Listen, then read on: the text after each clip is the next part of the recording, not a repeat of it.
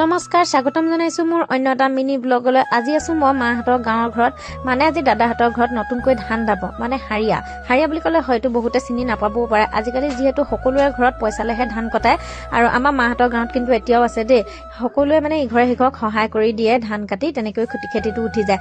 আৰু এয়া দেখিছেনে, কলীয়া কেৰাহীটো লৈ আমি পথাৰৰ ফালে আগবাঢ়িছোঁ। মাহঁত আচলতে কেতিয়াবাই গ'ল, মাহঁতে ক'লে যে আমাক কেৰাহীটো লৈ আহিবি, সৰু কেৰাহীটোত জ্বলা ভাজি বনাব লাগিব। আৰু আমি সেইকাৰণে কেৰাহীটো লৈ আহিলোঁ। আৰু এয়া আহি আমি ধাননি পথাৰ পাই গ'লোহি। আৰু মইতো অকণমান ধানটো দামেই আহিছোঁ যেতিয়া, মোক কিন্তু ধান দাবলৈ বুলি মতা নাই।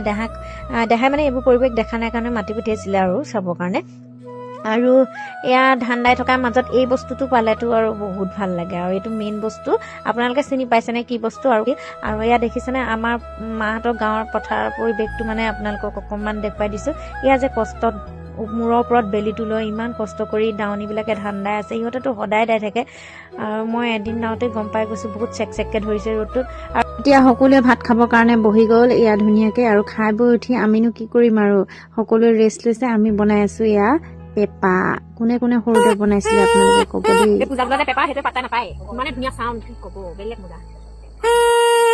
পথাৰত থাকোঁতে সময়কণ যে কেতিয়া পাৰ হ'ল গমেই নাপালোঁ। আজি আকৌ ঘৰলৈও যামগৈ, ঘৰলৈ যাবৰ কাৰণে বেগ পেকিং কৰিছোঁ। এতিয়া সকলোকে বাই।